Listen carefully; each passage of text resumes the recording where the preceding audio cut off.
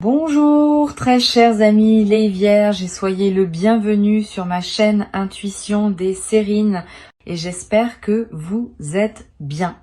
Allez, c'est parti. Il y a une forme très particulière d'agitation qui apparaît juste avant qu'une vérité ne finisse par percer la surface. Ce n'est pas exactement de la peur et ce n'est pas non plus de l'excitation. C'est comme se tenir dans un couloir avec deux portes, en sachant que l'une d'elles est sur le point de s'ouvrir, que tu sois prêt ou non. Si dernièrement tu as remarqué ce bourdonnement sourd et persistant sous chaque chose, un petit parasite dans tes pensées, une petite tension dans ta poitrine, je veux que tu saches que ce n'est pas anodin. Ce n'est pas toi qui es trop sensible ou qui réfléchis trop, c'est ton intuition qui capte quelque chose avant que ton esprit conscient n'en ait le langage. Bonjour à tous, bienvenue de nouveau, la lecture d'aujourd'hui est pour toi et je vais être honnête avec toi d'emblée, celle-ci frappe fort. Avant d'aller plus loin, mon rappel habituel, ceci est une lecture générale destinée à la réflexion, à la guérison et au divertissement. L'énergie est sélective. Elle peut donc ne pas s'appliquer à chacun de ceux qui regardent. Prends ce qui résonne et mets doucement de côté ce qui ne résonne pas. Rien ici ne remplace un conseil professionnel. Considère ceci comme un miroir, pas comme un verdict. Alors voici le message d'aujourd'hui, ramené à son cœur. En ce moment même, tu es sur le point d'apprendre toute la vérité. Et cela les dérange bien plus que tu ne le réalises que tu es avancé dans ta vie. Tirons le rideau ensemble. Euh, Je viens de terminer de battre le jeu et maintenant je le sépare en 10 tas distincts, un pour chaque partie de cette histoire. Je vais tirer la toute première carte du dessus de chaque tas. Aucune sélection, aucune reprise, juste ce qui veut remonter en premier. Cette méthode garde la lecture honnête. Elle laisse l'énergie tomber là où elle tombe sans que je l'oriente d'un côté ou de l'autre. Alors, prends une respiration avec moi un instant et voyons exactement ce qui veut émerger pour toi aujourd'hui.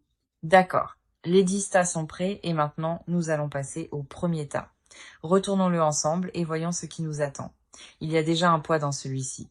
Une sorte de tension avant la révélation. Prends une respiration avec moi et la carte qui se présente à toi en ce moment est le 2 d'épée. Cette carte est le moment exact juste avant que le bandeau ne tombe. Regarde l'image devant toi. Une femme debout dans un champ ouvert, les yeux bandés, les bras croisés au-dessus de la tête au lieu de tenir une arme devant elle. C'est un changement puissant par rapport à l'image habituelle et cela modifie complètement le ressenti. Ce n'est pas quelqu'un qui se défend d'une attaque, c'est quelqu'un qui a renoncé au contrôle volontairement, choisissant de ne pas regarder encore, même si quelque chose tourne clairement autour d'elle. Et remarque ces deux corbeaux au-dessus d'elle. Des oiseaux comme ceux-là, dans l'imagerie du tarot, représentent presque toujours des messages, des présages, des vérités qui cherchent à atterrir, ils ne l'attaquent pas. Ils attendent, planent, tournent autour du moment qu'elle n'est pas encore tout à fait prête à affronter. C'est exactement là que beaucoup de cette énergie se situe en ce moment, entourée de signes, de murmures, de choses presque à portée de main, mais choisissant encore, consciemment ou non, de garder le bandeau un peu plus longtemps. Voici ce que les gens comprennent souvent mal à propos de cette carte. Il ne s'agit pas vraiment d'être aveugle à la vérité, il s'agit de s'y préparer. Une partie de toi presse déjà ce qui tourne au-dessus de ta tête. Et ce champ silencieux, grand ouvert, est l'endroit où tu te rassembles avant de finir par lever les yeux. Je veux être honnête avec toi. Cette attente n'est pas du temps perdu. Chaque jour passé dans cet espace incertain est un jour où tu bâtis silencieusement la force d'affronter ce qui vient sans broncher. Quand tu retireras enfin ce bandeau, ces corbeaux ne te prendront pas au dépourvu. Tu sauras déjà quelque part à l'intérieur exactement ce qu'ils essayaient de te dire. Alors, imprègne-toi de cette image un instant. L'immobilité, les oiseaux, les bras croisés. Cette carte n'est pas la fin de l'histoire, c'est le seuil.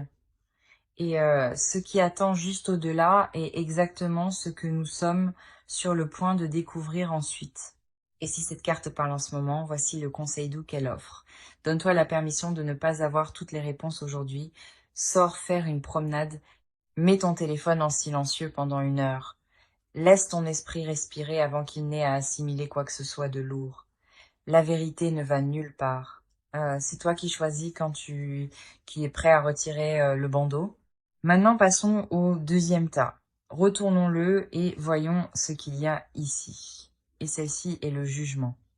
Cette carte est l'appel au réveil le plus fort de tout le jeu. Et regarde ce qui se déploie devant toi.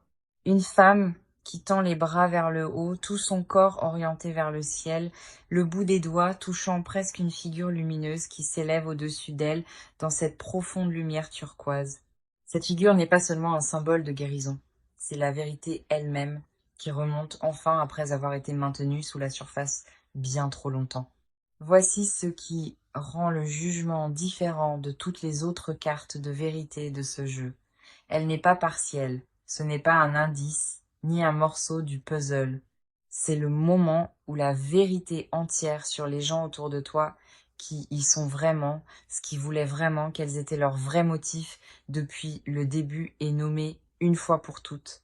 Pas adoucie, pas à moitié expliquée, tout entière. Remarque à quel point elle tend directement les bras vers cette lumière, paume touchant presque paume. C'est une reconnaissance totale, pas une vague suspicion. Tout ce qui tourne autour de toi dernièrement, les doutes, les petites incohérences, euh, les intuitions dont tu essayais de te dissuader, cette carte dit que euh, rien de tout cela ne reste flou désormais. C'est sur le point d'être dit clairement, euh, sans plus aucun endroit où quiconque puisse se cacher.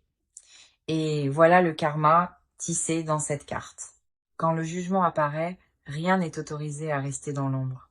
Ni les mensonges, ni la manipulation silencieuse, ni même les gens qui croyaient sincèrement avoir parfaitement effacé leurs traces. L'appel retentit et il atteint tous ceux qu'il est censé atteindre, eux compris.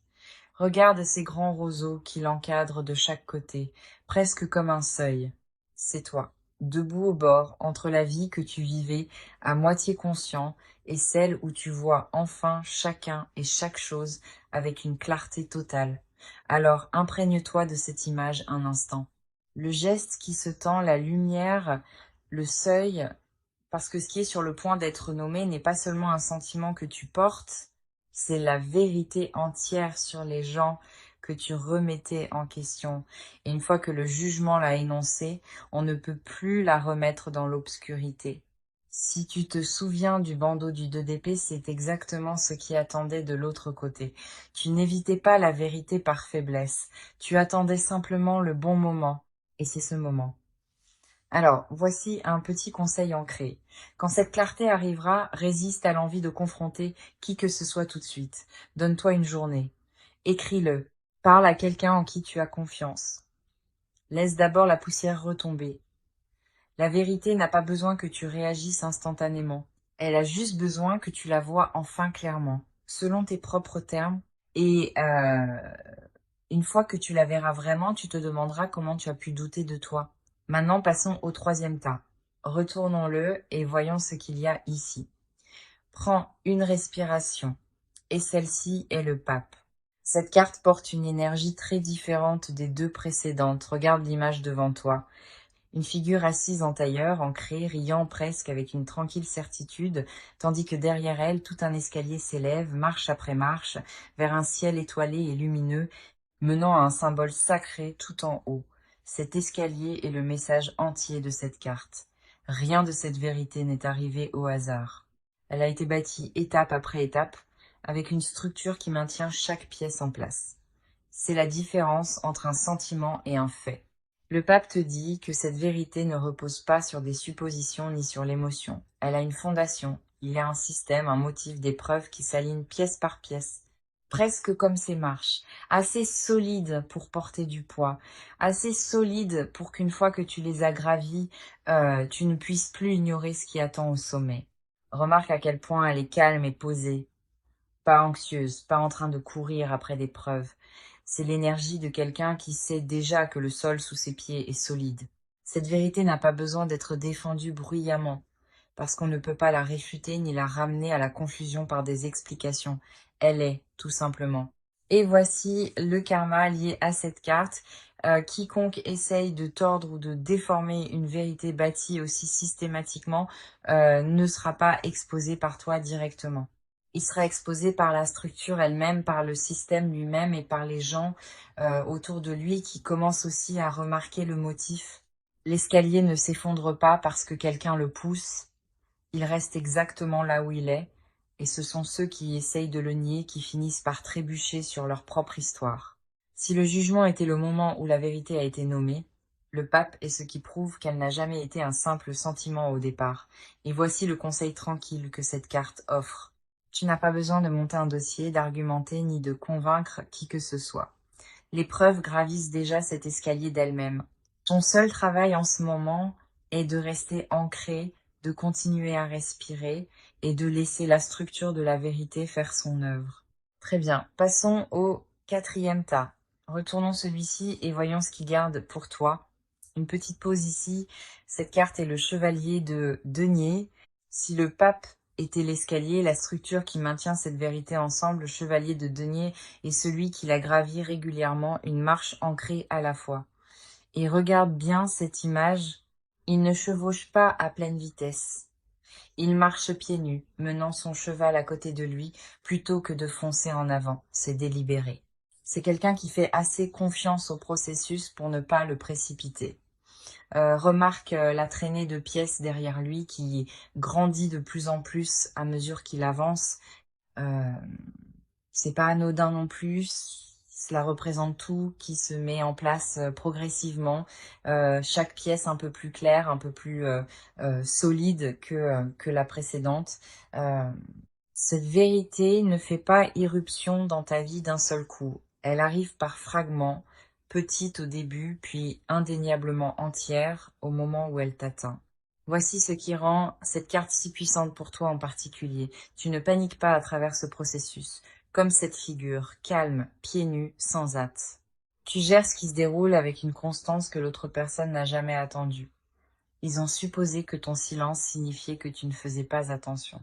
Ils ont pris ta patience pour de l'ignorance, ils avaient tort. Pendant qu'ils croyaient qu'ils avaient encore le temps, tu collectais déjà chaque pièce le long de ce chemin, une pièce à la fois, avec une précision qu'ils n'avaient jamais prévue. Au moment où ils réaliseront à quel point tu comprends réellement, toute la traînée derrière toi sera déjà complète. Et voici le karma tissé dans cette image. Remarque qu'il n'a pas besoin de se presser, pas besoin de forcer le cheval à avancer. Tout ce dont il a besoin marche déjà à côté de lui, se rassemble déjà derrière lui. Il n'y a aucune précipitation vers la confrontation ici, parce que chaque pièce se met en place exactement au moment où elle est censée le faire. Alors, prends une respiration avec celle-ci. Laisse-la te rappeler que lent ne veut pas dire inconscient. Parfois, les vérités les plus complètes sont celles qui sont recueillies silencieusement, pièce par pièce, pas nu après pas nu, jusqu'à ce que tout le chemin derrière toi finisse par prendre sens. Et le conseil que cette carte te laisse est simple. Continue de marcher à ton propre rythme. Ne laisse l'urgence de personne t'entraîner à précipiter une conclusion avant d'être prêt. Aie confiance que chaque pièce que tu as tranquillement rassemblée le long du chemin forme déjà une image complète. Et quand tu regarderas enfin cette traînée derrière toi, tu verras à quel point tu savais réellement depuis le début. D'accord, passons au tas numéro 5. Retournons celui-ci et voyons ce qui attend. Cette carte est le mat. C'est la carte qui change tranquillement tout le ton de cette lecture. Et je veux être prudent avec elle, parce que le mat ne te traite pas d'insensé, loin de là. Cette carte pointe droit sur eux, sur la façon dont ils t'ont vu depuis le tout début. Ils ont regardé ton ouverture, ta disposition à faire confiance, ta patience avec les gens, et l'ont prise pour de la faiblesse.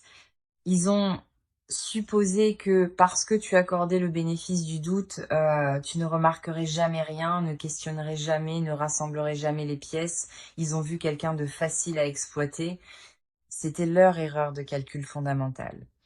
Et tout ce qui remonte en ce moment, toute la vérité que nous traversons avec ces cartes, prouve exactement à quel point ils avaient tort. Ton ouverture n'a jamais été de la naïveté, c'était de la patience. Il y a une différence entre quelqu'un qui ne voit pas et quelqu'un qui choisit de continuer à observer silencieusement avant de dire quoi que ce soit. Voici le karma tissé dans cette carte. La personne qui sous-estime son adversaire est toujours celle qui est frappée le plus fort quand la vérité éclate enfin. Ils ont passé tant de temps à supposer que tu étais le dernier au courant.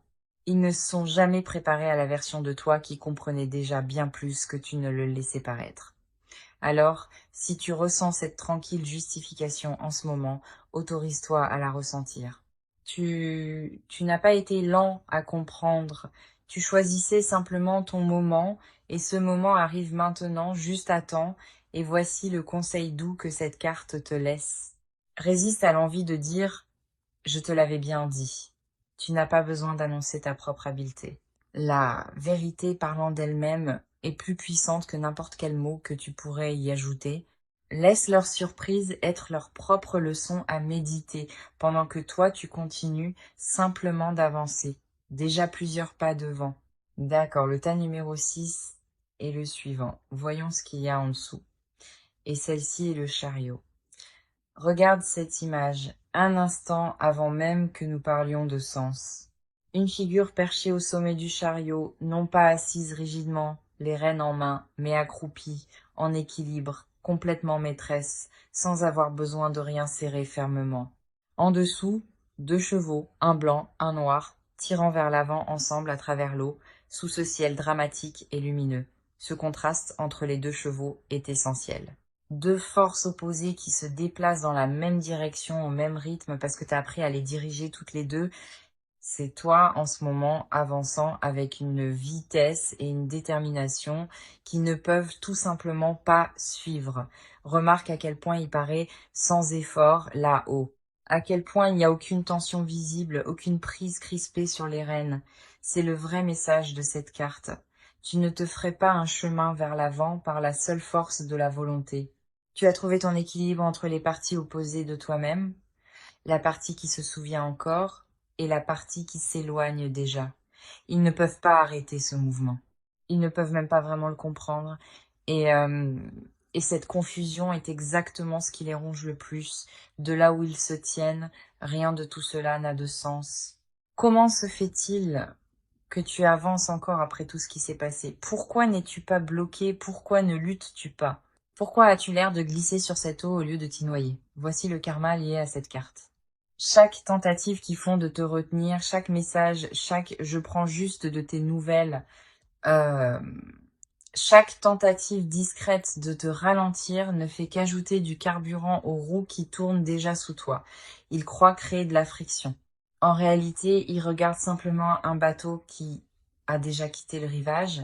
Regarde ce bateau qui suit les chevaux aussi. Il n'est pas vide. Quoi qu'il transporte, les souvenirs, les leçons, la version de toi qui a traversé tout cela, cela vient avec toi. Ce n'est pas laissé derrière en morceaux. Tu n'abandonnes pas ton passé. Tu le tires en avant avec toi, intégré, équilibré, avançant comme un tout. Alors laisse cette image reposer en toi un moment. La figure accroupie, les 2 chevaux avançant comme un seul, l'eau en dessous, à peine troublée par la fluidité avec laquelle ils glissent dessus, parce qu'en ce moment tu es exactement cela. Inarrêtable, non par la force mais par l'équilibre. Et le conseil que cette carte offre est simple, mais facile à oublier au milieu d'un mouvement rapide. Ne confonds pas l'élan avec le besoin de prouver quelque chose. Tu n'as pas à convaincre qui que ce soit que tu vas bien ou que tu as tourné la page. Laisse ton mouvement vers l'avant parler de lui-même. Si tu ressens l'envie de t'expliquer à quelqu'un qui essaye encore de te ralentir, euh, c'est ton signal pour desserrer un peu plus ta prise et faire confiance. Les chevaux savent déjà exactement où ils vont. Très bien, passons au tas numéro 7 maintenant. Il est temps de retourner celui-ci. Et cette carte est le roi de denier. Regarde au-delà de la pièce un instant et remarque ce qui entoure cette figure. Des étagères sur des étagères de livres qui remplissent toute la pièce derrière lui. C'est la vraie richesse que cette carte désigne. Pas seulement l'argent, pas seulement la stabilité, mais tout ce que tu as tranquillement rassemblé en chemin pour arriver ici.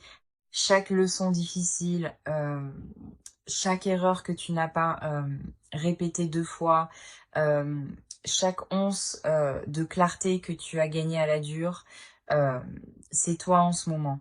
Pendant qu'ils étaient occupés à essayer d'ébranler ta fondation, tu étais ailleurs entièrement, à bâtir ta compréhension, à apprendre ce que tu ne permettras plus jamais, à devenir quelqu'un de bien plus discernant que la personne qu'il pensait pouvoir encore manipuler. Ce genre de richesse n'est pas visible au premier coup d'œil, mais c'est le genre qui dure. Remarque à quel point il paraît détendu, reposant dans une pièce pleine de tout ce qu'il a appris, la pièce tenue mollement, presque comme une pensée après coup. C'est l'énergie de quelqu'un qui ne met pas sa croissance en scène pour qui que ce soit. Il sait déjà ce qu'il sait, il n'a pas besoin d'un public pour le confirmer. Et voici le karma lié à cette carte. Les gens qui ont essayé de te maintenir petit n'ont jamais tenu compte de tout ce que tu grandirais pendant qu'ils étaient occupés à te sous-estimer. Chaque saison difficile que tu as traversée n'a pas été gaspillée. Elle est devenue une partie de cette bibliothèque tranquille et bien fournie que tu portes maintenant en toi. Une qu'ils ne peuvent ni toucher, ni emprunter, ni s'attribuer. Alors, prends une respiration avec celle-ci. Laisse-la te rappeler que tout ce à quoi tu as survécu a déjà été converti en une sagesse que tu porteras pour le reste de ta vie. Et le conseil ici est simple. Continue d'enrichir cette bibliothèque. Lis la situation, apprends sa leçon et range-la tranquillement. Le tas numéro 8 est le suivant. Retournons-le. Une brève pause, et cette carte est le Dix de coupe. Regarde cette image un instant.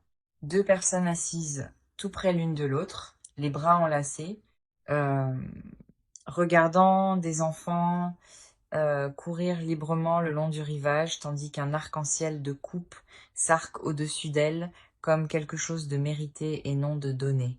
Cet arc-en-ciel n'est pas une décoration. C'est la récompense émotionnelle après une tempête.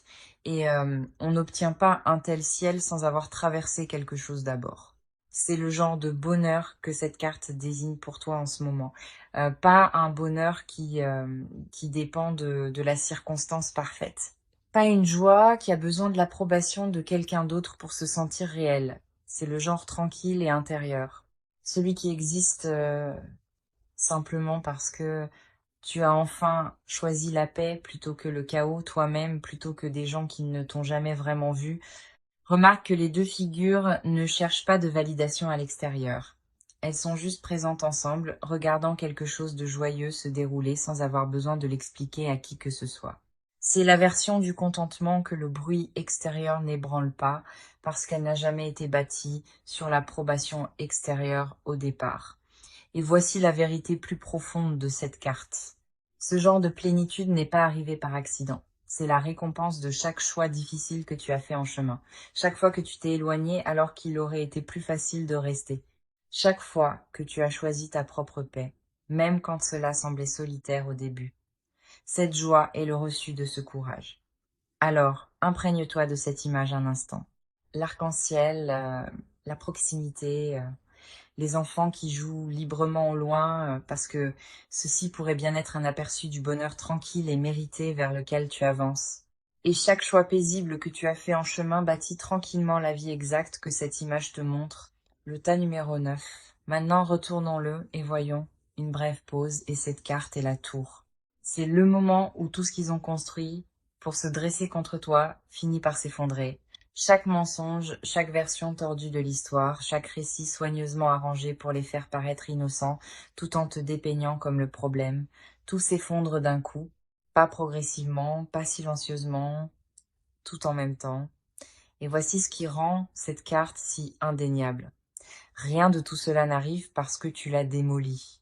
Tu n'as pas eu besoin de les exposer, de discuter avec eux, ni de te battre pour prouver quoi que ce soit. La vérité est simplement devenue trop lourde pour que leur histoire continue à la porter. Une structure bâtie sur la malhonnêteté n'allait jamais survivre à une vraie pression. Ce n'était qu'une question de temps. C'est le karma que porte cette carte. Et c'est un karma lourd. Quoi qu'ils aient chuchoté dans ton dos, quelle que soit la version des événements qui se sont racontés pour se sentir justifiés, quelle que soit l'image qu'ils ont essayé de protéger à tes dépens, euh, rien de tout cela n'a le droit de rester debout, non pas parce que l'univers est cruel, mais parce que la vérité l'emporte toujours sur un mensonge à terme, peu importe avec quel soin il a été construit. Et remarque quelque chose d'important ici. Tu n'as pas à faire quoi que ce soit pour que cela se produise. Tu n'as pas besoin de les confronter, de corriger le récit, ni de t'assurer qu'ils obtiennent ce qui leur revient. Ce travail est déjà en train de se faire complètement indépendamment de toi. Ton seul rôle dans cet effondrement est simplement d'exister de l'autre côté, indemne, déjà en train d'avancer. Alors, laisse cette carte se poser un instant. Et parfois, le genre de justice le plus puissant n'est pas bruyant. Il n'a pas besoin de ton implication du tout. Il a juste besoin de temps. Et que la vérité fasse enfin ce à quoi les mensonges ne pouvaient jamais survivre. Et maintenant, le dernier tas. Retournons celui-ci ensemble. Une profonde respiration avant la révélation. Et la dernière carte est le roi de coupe.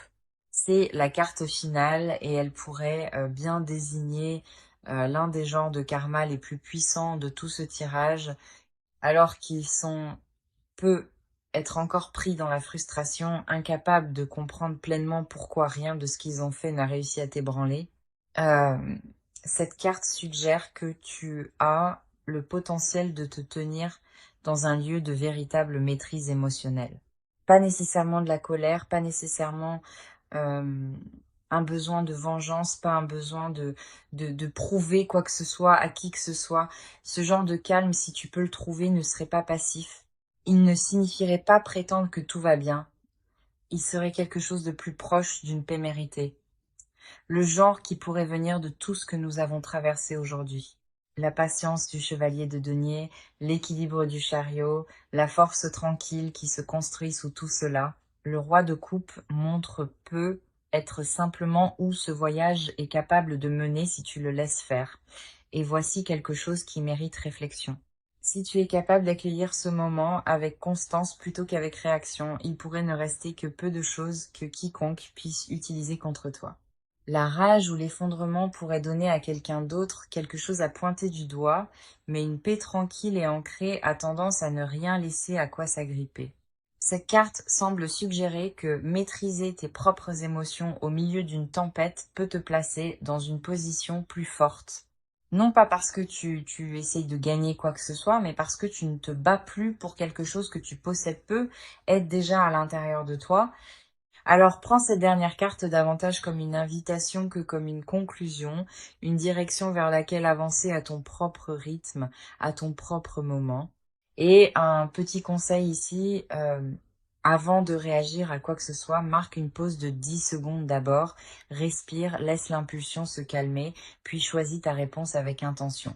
Cette pause est souvent l'endroit où la véritable maîtrise émotionnelle commence tranquillement. Alors, chère âme, si tu as traversé tout ce tirage avec moi aujourd'hui, du bandeau du 2 d'épée jusqu'à la force tranquille du roi de coupe, le message est clair. La vérité est déjà en mouvement, qu'ils y soient prêts ou non.